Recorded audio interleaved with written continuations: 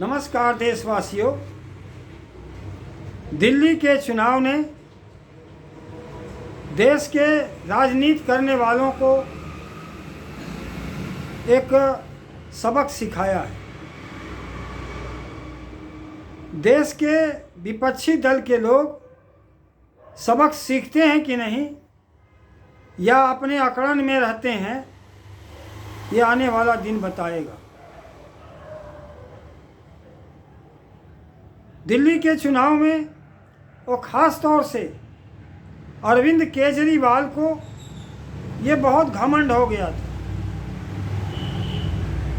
उन्होंने गोवा में, हरियाणा में, पंजाब में अपने इस आकलन के कारण कांग्रेस को उन्होंने पीछे किया, जबकि आम आदमी पार्टी देश के मूलभूत समस्याओं के ऊपर कभी कुछ बोला ही नहीं। बीजेपी के शासनकाल में जिस तरह से जनता जिन कारणों से परेशान थी, जिस मनुवादी व्यवस्था से परेशान थी, उस पर केजरीवाल ने कभी मुंह खोला ही नहीं।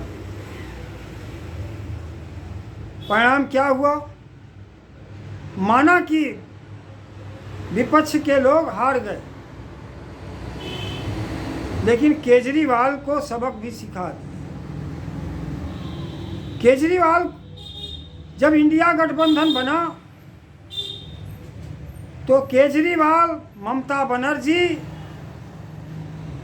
और अखिलेश यादव उत्तर प्रदेश से, शरद पवार महाराष्ट्र से, इन लोगों को इंडिया गठबंधन खटकने लगा। और ये लोग सोचे कि हम लोग तो जगह जगह के क्षत्रप हैं, हमको कौन हरा सकता है।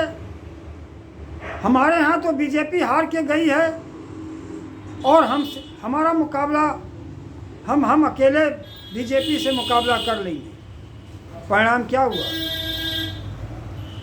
ये लोग इंडिया गठबंधन को हमेशा तोड़ने में लगे थे, लेकिन आज क्या हुआ? अगर ये सारे विपक्षी एकता बनी रहती तो क्या केजरीवाल पुनः दिल्ली के मुख्यमंत्री नहीं बन सकते थे? बल्कि इनसे ज़्यादा अच्छा तो भाजपा ने अपने गठबंधन धर्म को निभाया। उसने दिल्ली के चुनाव में जदयू को भी एक टिकट दिया, पासवान के बेटे को भी एक टिकट दिया। हमारा गठबंधन न टूटे, एक दो सीट दे करके लोगों को जोड़े रखा। लेकिन यहाँ क्या था? ममता बहन अलग पहलवान बनती हैं, केजरीवाल अलग, शरद पवार अलग, सबके राग अलग, दफली अलग। परिणाम क्या हुआ?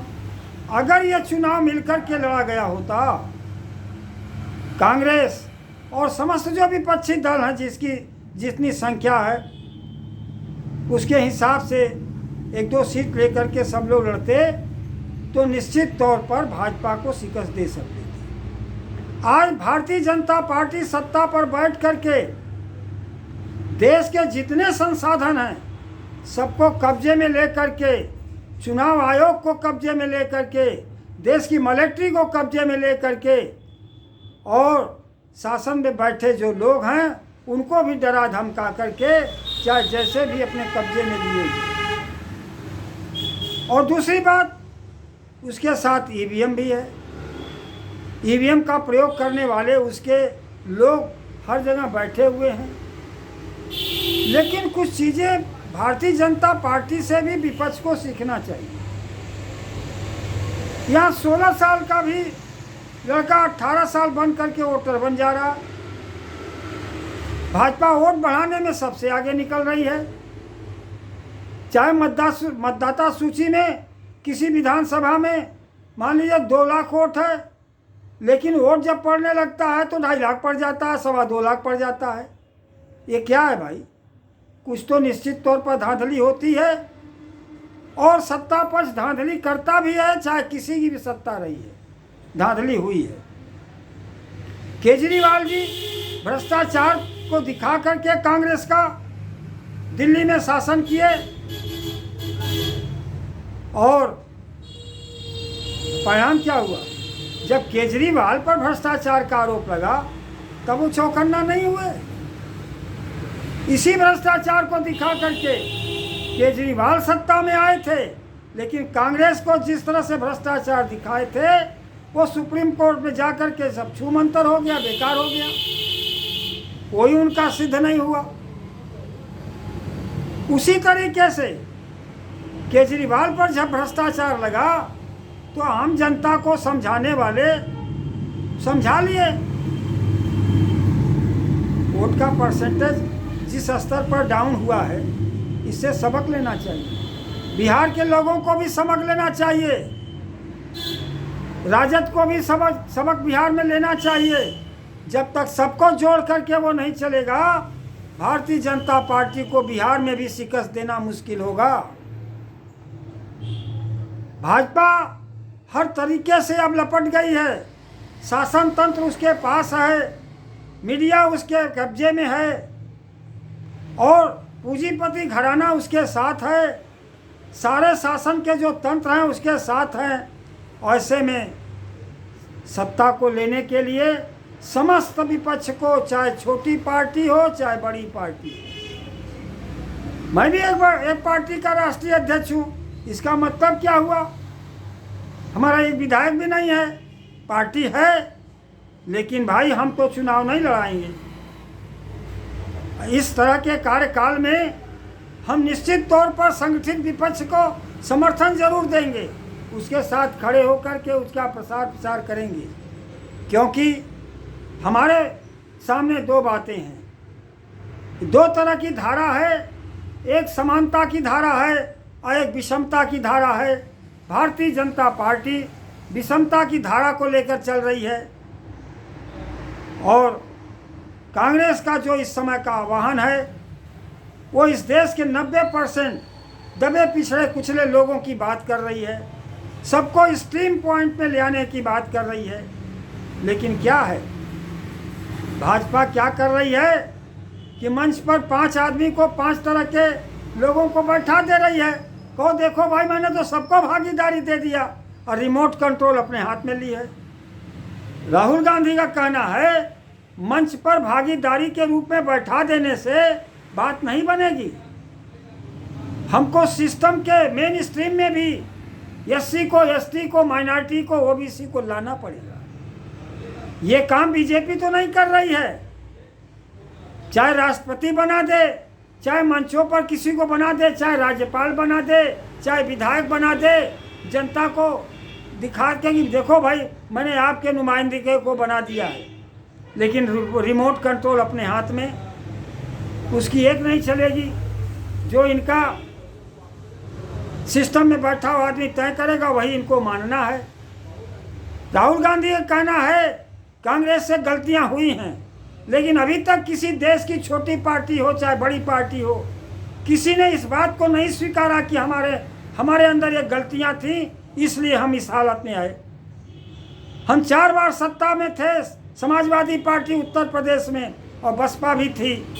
ये अपनी गलती को स्वीकार करने वाले नहीं है लोग कि हमसे ये गलतियां हुई हैं। गलतियां सबसे हुई हैं, लेकिन कोई स्वीकार नहीं रहा है। लेकिन एक राष्ट्रीय पार्टी का विपक्ष का नेता अपनी गलतियां स्वीकार लिया और इस बात कह दिया कि एक आज़ादी जंग लड़ करके हम लोग यहाँ तक आए हैं और नई आज़ादी की लड़ाई फिर से हम शुरू करेंगे। कोई साथ होगा तो ठीक है, नहीं होगा तो हम अकेला चलेंगे, लेकिन हम इस लड़ाई को हमने पीछे नहीं हटेंगे। और कैसे? जो बात कांग्रेस में कभी नहीं उठी, 90% एससी एसटी माइनॉरिटी ओबीसी की बात नहीं उठी, आज उस बात को उठाया जा रहा है कि मैं इनकी जनसंख्या के हिसाब से, आबादी के हिसाब से, चाहे न्यायपालिका हो, चाहे कार्यपालिका हो, चाहे पार्टी का सिस्टम हो, सब में हम इनको मेन स्ट्रीम में लाएंगे। लेकिन कांग्रेस में भी कुछ गलतियां हैं, उसको भी उन्हें स्वीकारना पड़ेगा। आप मेन स्ट्रीम में लाने की बात तो कर रहे हैं, लेकिन कांग्रेस पार्टी में भी आज भी केंद्रीय नेतृत्व के अंतर्गत जितने सिस्टम में बैठे लोग हैं वो SC ST माइनॉरिटी OBC के लोग नहीं दिखाई पड़ रहे हैं। स्टेट की जो कमेटियां हैं उसमें नहीं दिखाई पड़ रहे हैं। बहुसंख्यक समाज की आबादी को सिस्टम में नहीं बैठाया गया है। और लंबे अरसे तक कांग्रेस का उत्तर प्रदेश का जो भी प्रदेश अध्यक्ष रहा है या कहीं भी इस तरह का हाल रहा है, वहाँ पर सिस्टम में ये हमेशा कोई 10% वालों को बैठा कर रखते हैं। बिहार में भी इनकी जिलों की कमेटी देख लीजिए, प्रदेश की कमेटी देख लीजिए, कांग्रेस के सिस्टम में अभी भी SC ST OBC माइनॉरिटी के लोग इनके जो पदाधिकारी के रूप में सिस्टम में नहीं बैठे हुए हैं। तो कैसे बात बनेगी? केवल बातों से बात नहीं बनेगी, उसको आचरण और व्यवहार में लाना पड़ेगा। हम लोग कांग्रेस के इस बात से सहमत हैं, लेकिन कांग्रेस को भी अपने संगठनात्मक सिस्टम में भी SC ST माइनॉरिटी OBC को सिस्टम में ला करके और उनकी राय परामर्श से काम होना चाहिए। तब तो बात बढ़ेगी, तब तो भारतीय जनता पार्टी का मुकाबला किया जा सकता है। आने वाला अक्टूबर के अंतर्गत चुनाव बिहार का भी होना है। पूरे देश की नज़र बिहार पर भी टिकी हुई है और उत्तर प्रदेश के मिल्कीपुर और देश के दिल्ली का चुनाव, ये दोनों का संदेश भी देश के पास है। और इसी प्रयोग पर भाजपा बिहार में भी कूदने जा रही है। और आप लोगों को अब से ही सतर्क हो जाना चाहिए और सतर्क हो करके, बिहार क्रांति की भूमि है, वहाँ पर SC ST OBC का एक कट्टर और संगठनात्मक ढांचा बना करके जो लोग भी हैं, छोटे हों बड़े हों, सबको सीटें दे करके सबको एकजुट करना होगा। तब जा करके भारतीय जनता पार्टी का मुकाबला बिहार वासी कर पाएंगे और तब क्रांति की धरती बनी रहेगी। यह संदेश अब पूरा देश बिहार की तरफ देख रहा है। इसके बाद आने वाले जो चुनाव होंगे उधर देखे जाएंगे, लेकिन दिल्ली के चुनाव से देश के विपक्षी दल के लोगों को सबक लेना चाहिए। इन्हीं बातों के साथ वाणी को विराम देता हूँ। मैं जगन्नाथ कुशवाहा।